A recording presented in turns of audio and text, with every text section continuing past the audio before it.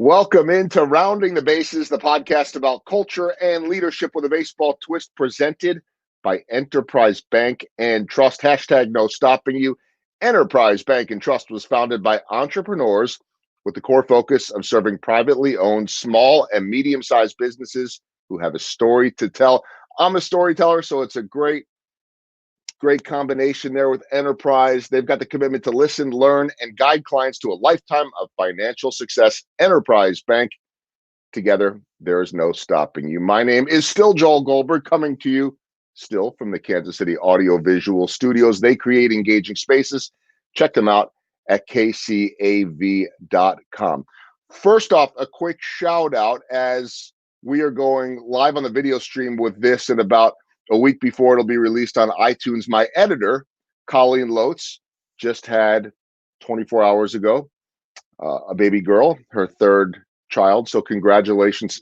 If she's feeling the need with the new baby at home to watch and keep up on me, I certainly hope she's not. A big congrats to Colleen. She already knows that when she comes back, I'll be able to hand all that editing and taking care of all this back to her. But for now, she gets to play the role of mom. So very excited for Colleen, and a congrats again to her. My guest today is one that is in Chicago and has been in this social media space well before we were all strategizing this. He was one of the first independent LinkedIn consultants in the world.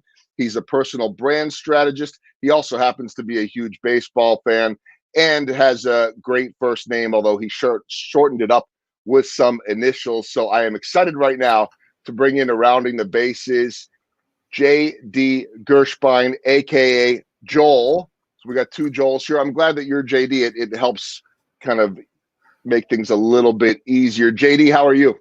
I'm well, Joel, and you, and thank you for sharing my secret that I've been keeping under wraps for so long as a member of the Joel Club. Yes, it's a good member. You're hiding there a little bit, but no, it makes it a little bit easier. And by the way, for those watching, you'll see JD has the coolest blue glasses on, and I'll get to that a little bit later. If you're listening, we'll still explain it for you. But JD, there's so much to discuss because the world is forever changing. And first I should mention that you're the CEO and founder of Owlish Communications, which I am sure is totally different today than it was back when you started it. Tell me about how and why and when you started it. Well, I actually started Owlish Communications. It was formerly Owlish Productions back in the mid-1980s, and it was a marketing communications firm. I've been around the marketing field really my whole professional life. And when I transitioned to social media in 2006, really on first sight of LinkedIn, I went back to the communications piece. And when it came time to name my company, I looked to the creature with whom I've identified most closely in my life, and that would be the owl. And it just kind of made sense. Owlish Communications. I like the way that flowed off the tongue, and that's been my company really since 2006. And I have focused on the social media space, as you say. All right, why the owl then? Why and how do you most identify with the owl? That's a good question, and I do have a TED Talk in which I go through that story, and it really comes from junior high school, what you folks call middle school today. And I did a science theme project on it and spent basically a whole semester studying the owl and learning about how cool the owl was, and never shut up about how cool the owl was. And people started giving me owl gifts, and I became kind of linked or identified with the owl. And I guess as a personal brand strategist, that becomes a pretty salient piece of my story. Well, we'll have the TED Talk up in the show notes so people can check that one out. But in terms of personal branding, and I want to just do a little bit of a comparison, and then we'll dig deeper into social media and also the pandemic and what you're seeing nowadays. But when you started Owlish compared to now, totally different world. How has it changed the most? And I mean, in many ways, I feel like everything's different from it was a year ago, thanks to this pandemic. But how different is the world from when you were a young guy getting in? Wow, when I was a traditional marketer, it was written material and hard copy and print, and I don't think that those modes have become extinct. But things changed for me, Joel, like they did for a lot of people when I sent my first email.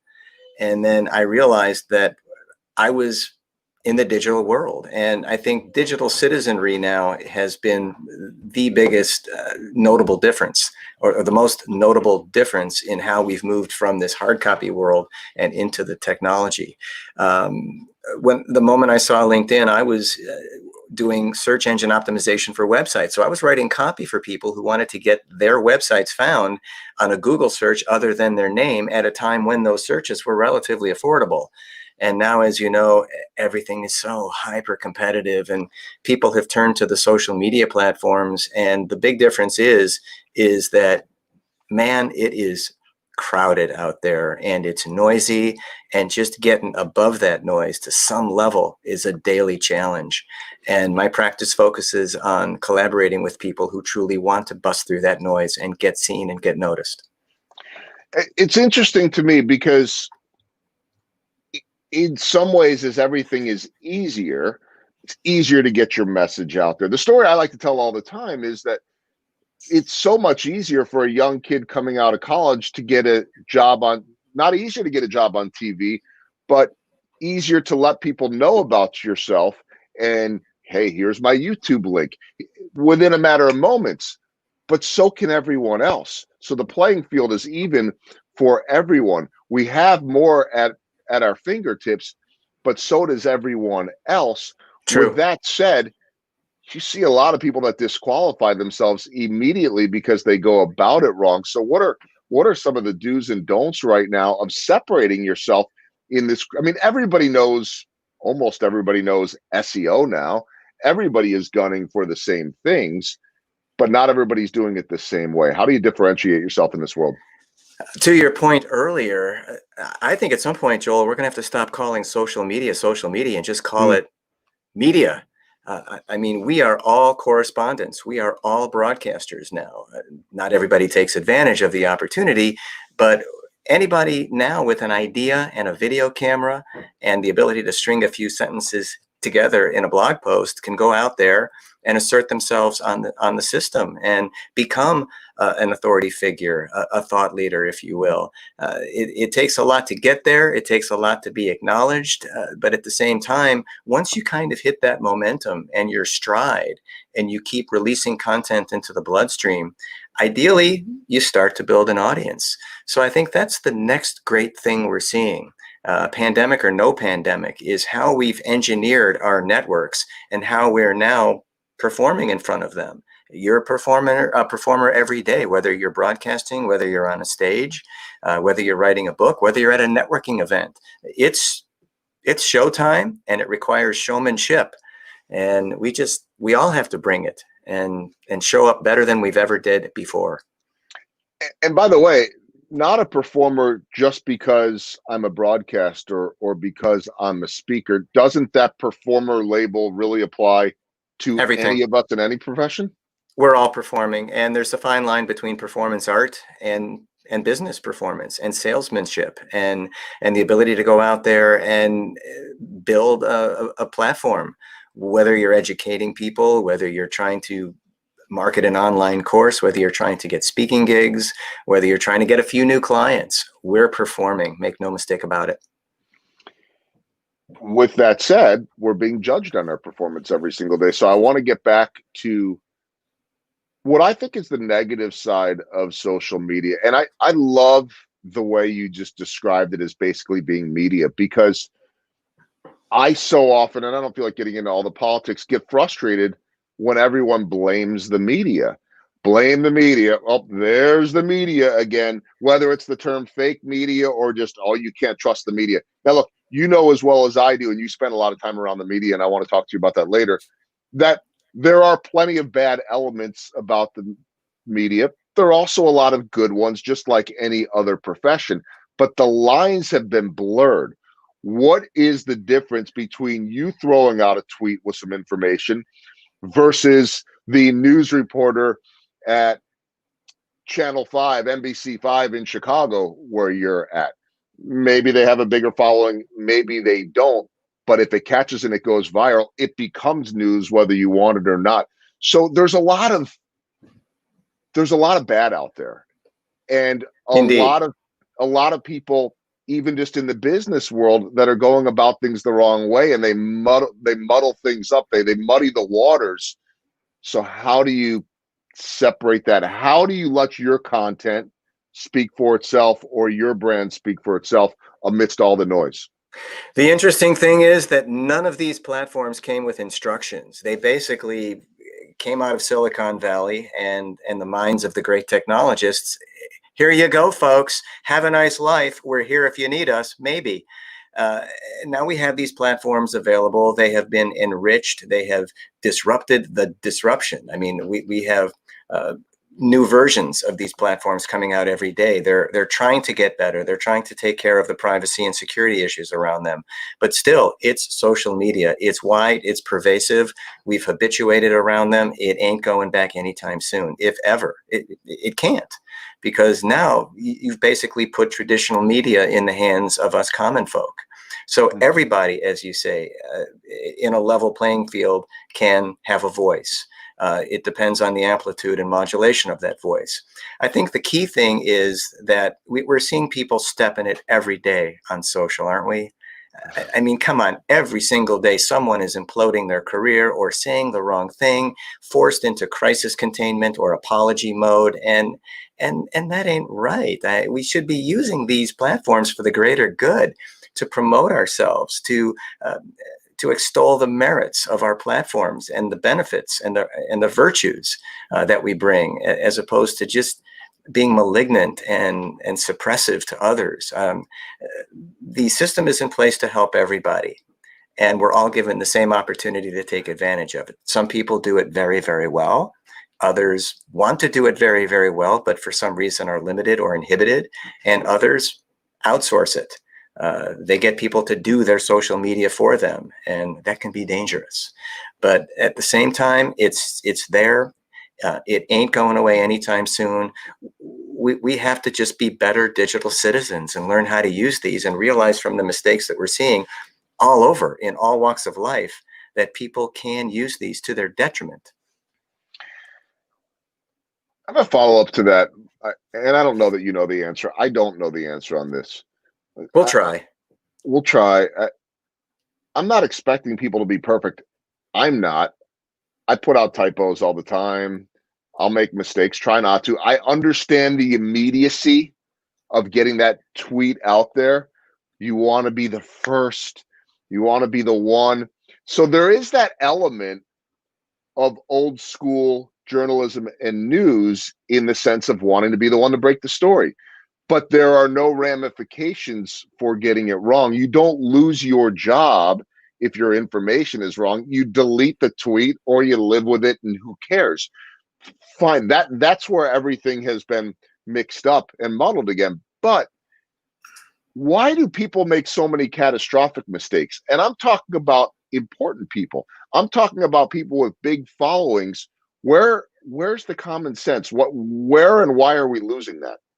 Well, try as I might, Joel, I can't get into the mind of anyone. And certainly anybody that's in the public eye or a celebrity, I mean, they're kind of living to different rules, it seems. And when it comes to these platforms, again, it's about editing one's thoughts. I mean, before you hit share or click on or type something and look at it, before you post it, reread it, proofread it, think about it. Take that time and take a step away from yourself and think the approach.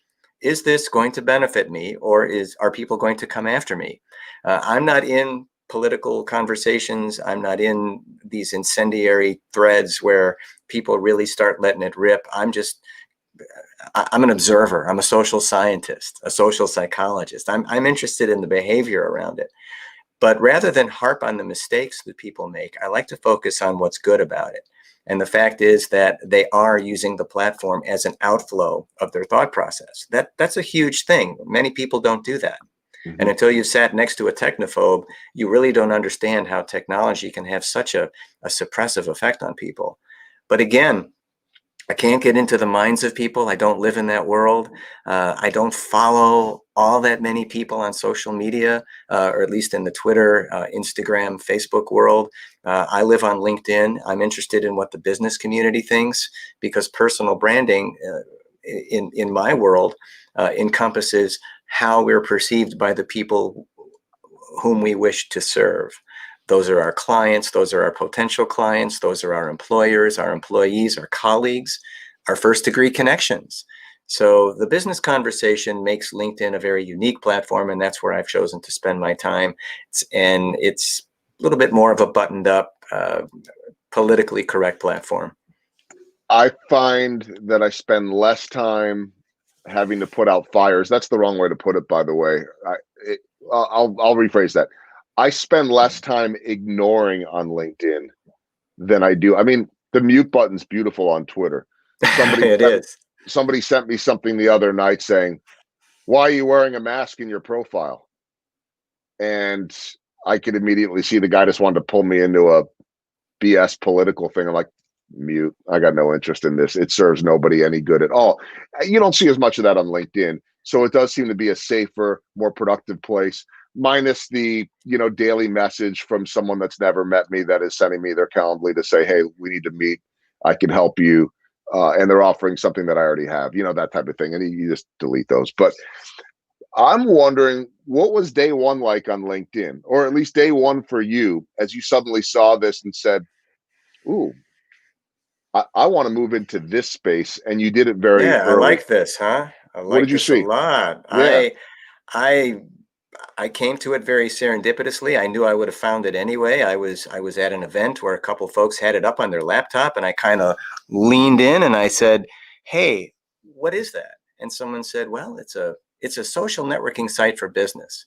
And I had uh, limited exposure on social up until then, but was starting to kind of get the feel for it. I didn't have a MySpace account at the time, but I did get on Facebook. And when LinkedIn came along, I mean, the timing was perfect. It couldn't have been more perfect. And I literally remember staying up that night, very late, creating my account, building out each section of the profile, which back then, by today's terms, was very archaic. It was not the robust visual medium that we see today. And I remember just kind of just zoning out on this. I mean, it was just so cool, and I was enthralled. And I spent the next several days kind of tweaking my content. I felt that this was my canvas on which I could create fresh content about myself, stuff that didn't exist elsewhere on the web. And then I came to my events and my meetings, just talking about it, just really chirping about it, and showing people on the laptop what I thought this thing could be. And I planted my flag, Joel. I was in. I haven't been visionary with many things in my life, but I saw something great in this, and I wanted to be a part of it. And I was fortunate that I got in when I did. Nobody was outsourcing me back then for the services I provide today, but a lot of things had to happen for me to have a career, and fortunately they did. What are some of those sources that you're providing today? And what I love is, and I don't mean to be knocking others, but we see so many people that are proclaiming expert this, expert that. And I understand that we all need to sell ourselves. And a lot of them put in a ton of work in, say, the LinkedIn space, but maybe they've been doing it for 2 years or 5 years, Or or they're or taking the even work of others and claiming it or they're as their taking the own. work of others. And look, there's some really great people out there too, and I know some of them. But having planted that flag from day one, how has that enabled you to evolve with a piece of technology or a platform that is constantly changing, and being able to stay ahead of the game, or at least up with the times? Because I know LinkedIn is not today what it was in 2006 or even 2015. I've never ventured from my original viewpoint. I have an original worldview on LinkedIn and social media in general, and I've stayed true to that. I've stayed true to my core values, and that viewpoint, I find, has what's propelled me, because I do deep think it, and I have been very immersive with it, and I understand the psychology and the applied neuroscience behind it. And I saw this as literally a pull from the real world into this virtual realm. And the behaviors, for the most part, stayed the same, but they sometimes were masked in digitalese. So many folks with whom I've worked and for whom I've done trainings, they still can't really find a place for themselves in the online world. And I think that's what separates me from a lot of folks who do the work. I saw this as a seamless transition. It wasn't like, hey, how much time should I realistically spend on this to get good at it? It was like it was there. I never minimized the browser.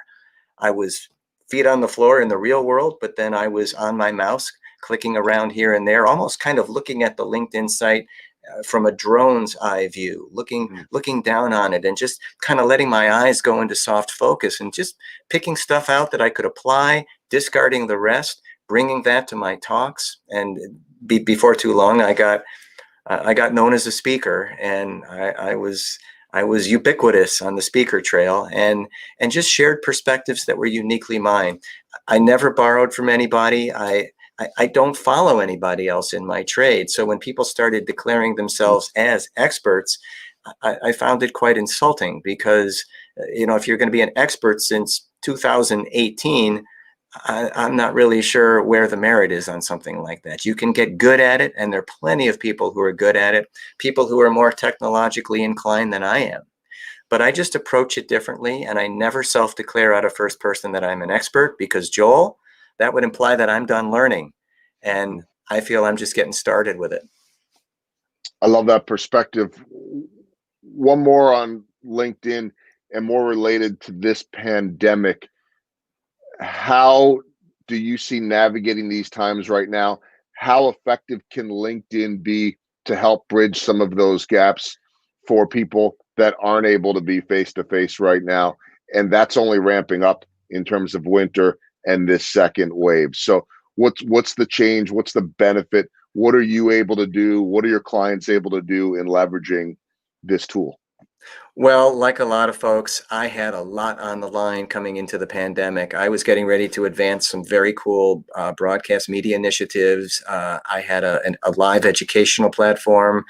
I was doing more things with business theater from my studies at the Second City here in Chicago. So I was really approaching my educational platform from a really out of the box way.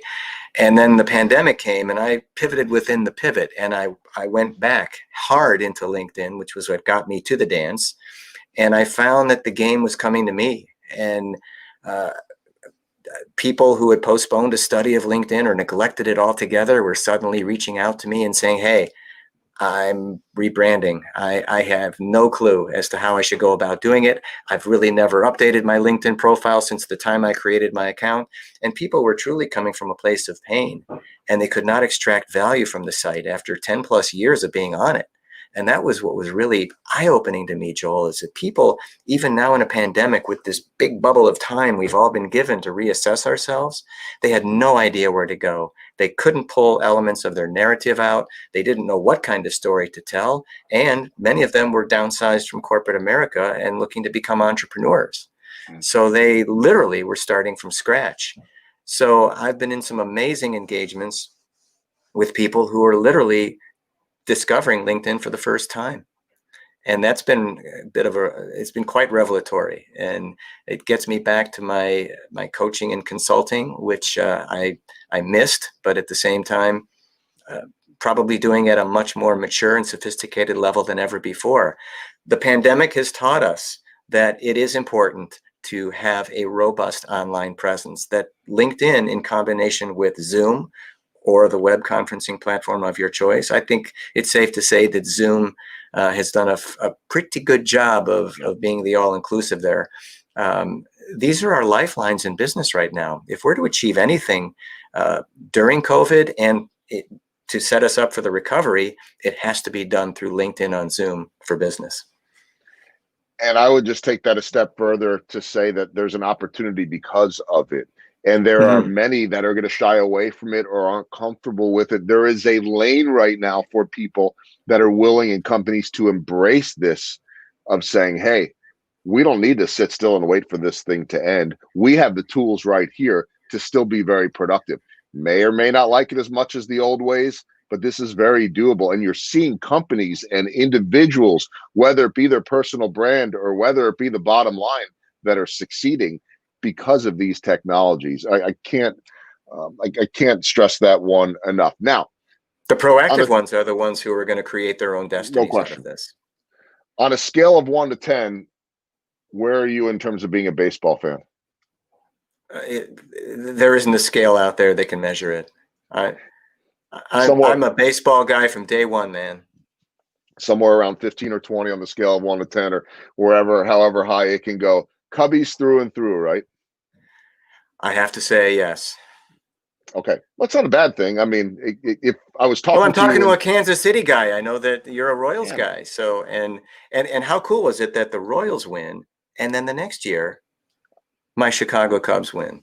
I was going to say that we owned the baseball world for 2 years. Imagine what it was like to be Ben Zobrist having titles in back-to-back years How with about the it? Royals and the Cubs. Collectively, you and I had what he did. But we'll get to more baseball talk in just a moment, because first I want to ask you my baseball themed questions, and they're brought to you by Kissick Construction, trusted team, reliable partner.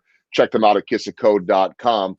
Professionally speaking, what is the biggest home run of your career?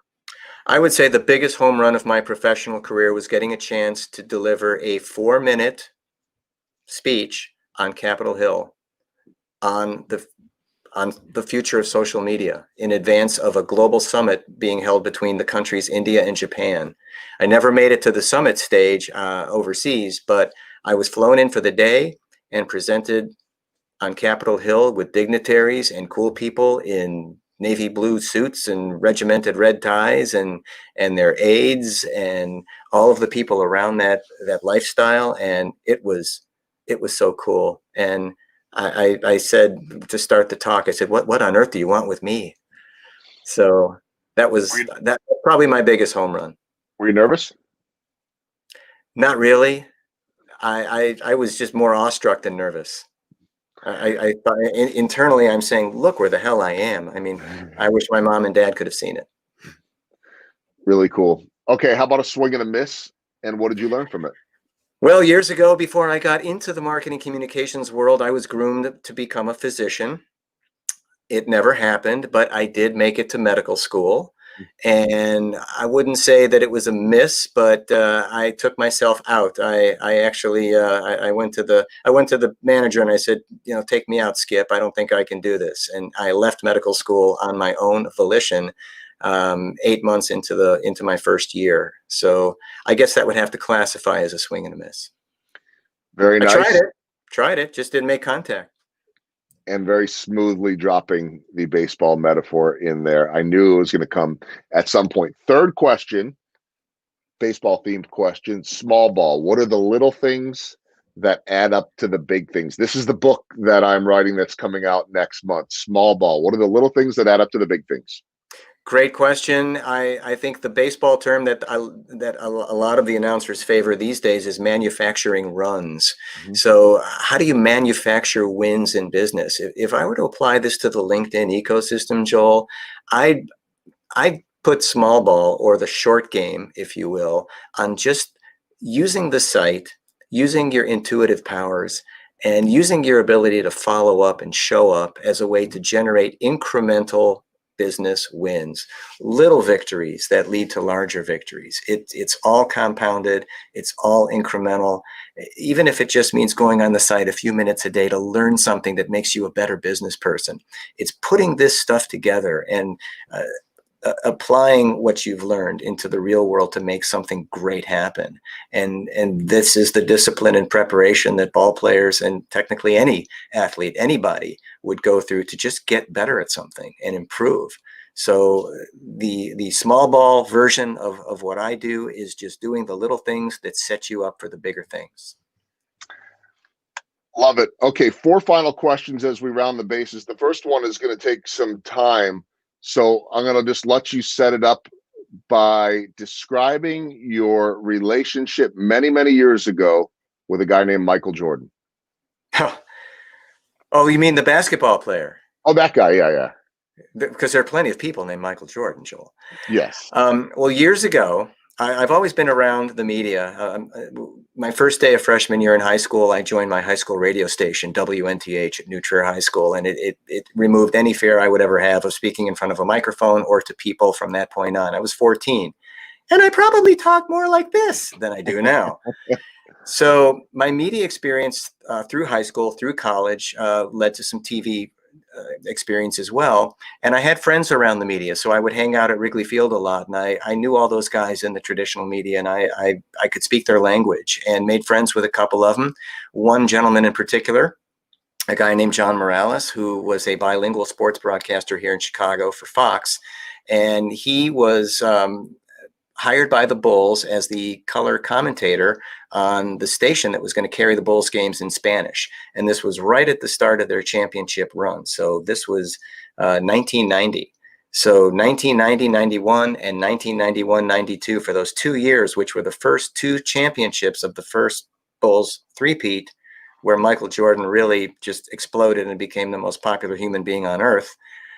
I was right there. I had a courtside seat. I went to every game, went on the road for the playoffs, was there in the locker room getting doused with champagne when they won their first championship in the Fabulous Forum in LA.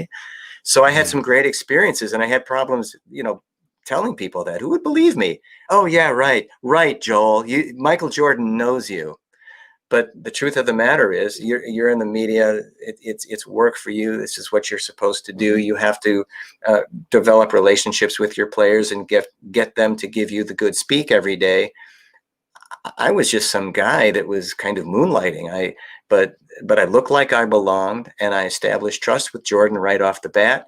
And MJ was really cool with me and gave me a one-on-one before and after every game, and called me by name, complimented me on my suits and ties. I mean, he couldn't have been nicer, and he let me stay with him when he laced up his shoes for the game. And the biggest thrill of all was when I got a chance to rebound for him once. So in an empty Chicago stadium prior to a game, and he never did the shoot around. So one day I got there early, he was shooting. I just said, well, when is this going to ever happen again? Took off my suit coat and parked myself under the basket. And I mean, it was just like swish after swish after swish. And I'm feeding bounce passes to him as he's moving across the perimeter. So very cool. But thank you for allowing me to relive that story. Well, it was fun, man. It was so fun. I mean, who has that story? I mean, you were his guy, and I don't mean that in a way of like you were his best friend, but every now and then I saw it. I've seen it many times in my career, and I became that guy, not to anyone like a Michael Jordan, where suddenly it was like, you get to ask the questions. I want to hear from you, and you build that rapport. Well, and let me throw this back at you, because you're in the media and you're asking these guys questions every day about their game, about their preparation, about their mindset. And the way that I stood out, which I'm sure is the way you stand out, is you try to ask the things that not everybody else is asking. And what could have been more of a prelude to a personal branding career, because I just thought of myself as a sports fan. These guys ask the same question. You could take sound bites from any athlete 10, 15, 20 years ago, put it in a game 6 or 7 playoff scenario, and it would sound the same. So the challenge every day, and I'm sure you feel it as well, is how to sound fresh when you're talking to these guys. Mm-hmm. And that's what I tried to do. I just tried to ask him stuff that he hadn't heard before, and he liked it. And I challenged him in some way, and he thought it was cool. All right, second question as yes, we round the bases, and those listening on iTunes won't see this, or on Spotify or wherever you listen to it. So I'll let you do the description, and then those that are watching the video stream on Facebook and YouTube will see it. But you're wearing these blue glasses. They're funky. They're different. They're unique. They're very you, JD. But there's meaning to them, right? Well, there is. I'll remove them for a sec. I know they look kind of futuristic and all. A personal brand element of mine is the round glasses, which are very vintage. So these are custom made. These are Chicago Cubs glasses. So these are made from the same Pantone color, the official marketing / branding color of the Chicago Cubs. And if I move this over, hopefully it won't go out of focus, but that is the Wrigley Field marquee right there. Right, like right on the right on the nose bridge. Yes, right on the nose bridge. And then each of the temples have the Chicago Cubs logo right there. So that's the Chicago Cubs logo, which is hand painted. So a little bit of a concept piece. I don't wear them often, but I figured for a baseball guy like you with a podcast of baseball overtones, it might be appropriate. I think it's fantastic. Okay, third question. We'll stick to the baseball theme because I know you love baseball. You got a favorite baseball metaphor. Here's your chance to just break them out for me. Well, we kind of talked about this in the calls leading up to this. One of the ones I really like as an outfielder, and I'm thinking of Roger Angels. It's how you played the game, and where you played the game. And for me, my first position was as a third baseman, and I just didn't like the idea of every right-handed hitter trying to rip the ball down my throat. So I moved out to the outfield where it was safer, and really studied outfield. Became a very good outfielder, and still get together and smash a bucket of baseballs when the weather is nice.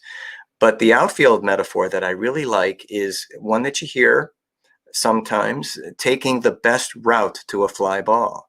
And when I apply it to business, it's taking the best route to an objective. And on LinkedIn, sometimes it's taking the best path to a connection with a person, connection with a company, connection with new knowledge. And you try to find the quickest way to get from point A to point B with the littlest amount of wear and tear. So by the time you get there, you've made a very challenging play look very routine. And I think the great outfielders do that because they go where the ball's going to be. We all know that, but they take the best route. And that's been a metaphor that's really stuck. Another great one that I like is the essence of the business pitch, which is similar to a baseball pitch. The three components of pitching, as the greats will tell you, are velocity, movement, and location. And in business, I think there's an equivalent of each of these components. The velocity of the pitch is the speed or the cadence with which it is delivered. The movement is what I would call the wordplay and how these words form together to kind of engage the senses and convey context and value. And then the location is your pinpoint control of where this is going to go to the so-called target market or target audience. So that's another one I like. All are great. I mean, there's so many reasons why baseball is such a good teaching tool. I talk about that every single day. You see why I was looking forward to this podcast, Joel? I know. Do you see? Where can I say this stuff? Well, and I wanted you to be able to unload it so you'd feel good. I didn't want to limit you to just one. I mean, this is that opportunity here. You're very generous with your metaphors, yes. Only for Joel's. Okay, final question as we round the bases, the walk-off. You were telling me in terms of building a brand, in terms of your business, you were talking about the topic of fearless authenticity. Explain that for the walk-off, because I know it's so important to everything that you do. Sure, and there's so much out there now on authenticity. It's clearly one of the great traits, if not the greatest trait of leadership, right up there with resilience and empathy. A lot of these words we're hearing, even vulnerability is starting to crack that conversation right now. And I think authenticity is a prevailing attribute. I've never been anything but who I am. Yeah. Sometimes I'm really good at it. Other times I have to work at it, but I'm always within my own character and within my own narrative. The cliche is I stay within my lane and I let people see who I truly am. There's no pretense about me, and I've been around long enough to be secure in my own skin, and that's what makes it fearless. So it's on one level to be authentic, and authenticity, is it a coachable skill? Who the heck knows? It's got to come from within. It's got to be with your grain, so to speak. But to be fearless in your authenticity, for me, is the bigger step, because it means emboldening yourself to the point where, hey man, this is me. This is who I am. This is what I stand for.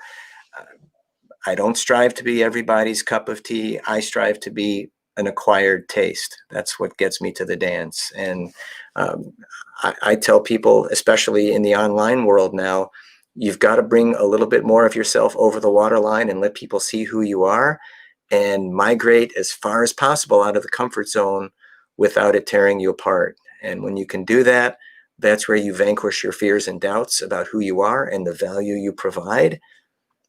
And you'll just be in many more meaningful conversations after that. I think authenticity, or fearless authenticity, is an easy thing if you're comfortable in who you are and what you do. The challenge becomes when you're not, and then you end up trying to be something that you're not. I know it's a lot easier said than done. To me, it's really common sense. But again, it's not always the case for everyone, right? And so, Yeah. maybe that's a process too. You've been doing this a long time. I've been doing this a long time.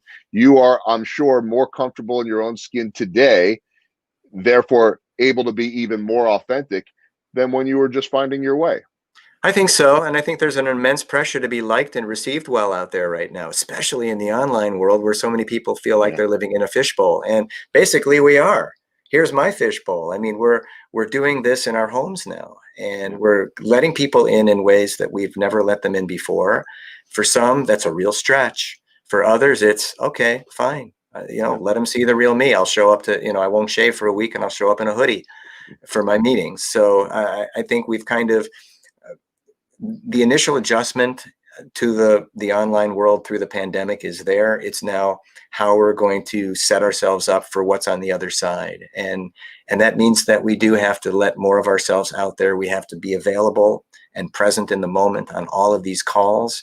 I'm fortunate enough to be on your podcast, which is a great venue for me to tell pieces of my story that I otherwise ideally would not be telling. And you as a host, a great host, bring it out of me. And I think that's what people want right now. People want authenticity, don't they? Don't Yes, you think? at a time right now where everything is being questioned and everything is being labeled fake and no one is getting along, authenticity goes not just a long ways. I think it goes further than it ever has before. It is a break from the chaos of the world. And Truly. so, again, there's opportunity, easy opportunity, I think, just by being yourself and trying to help out other people. So, JD, this has been fantastic. Best of luck to your Cubs, by the way, next year, the year after. But you have 2016. If it's going to take another 100 years, you have 2016. I got to say, I'm so glad to count myself in the legions of people who saw it happen, because my gosh, there were so many people. I mean, millions upon millions of people who I mean, when you think of the 108-year drought, I mean, generations just could not see what I saw. And thank you for letting me share that piece too. So, well, I'm glad to have met you. I'm thrilled to have had you on the podcast. If people want to learn more about JD, they can go to his website, jdgershbein.com, jdgershbein.com. It'll be in the show notes. JD, thanks so much for spending the time. Stay healthy. Happy holidays. And I look forward to continuing the discussion. Likewise, Joel. Pleasure. Thank you for having me. All right. Great to be able to visit with JD Gershbein. And that is going to do it for another episode. Shout out to my sponsors, Kansas City Audio Visual, Kissick Construction, and Enterprise Bank and Trust. Businesses often come to Enterprise Bank because they demand and frankly are worthy of more than the status quo and need a local partner who understands their business. You can reach me at joelgoldbergmedia.com. Thanks for listening to Rounding the Bases, presented by Enterprise Bank and Trust. For JD Gershbein, I am Joel Goldberg. Catch you next time.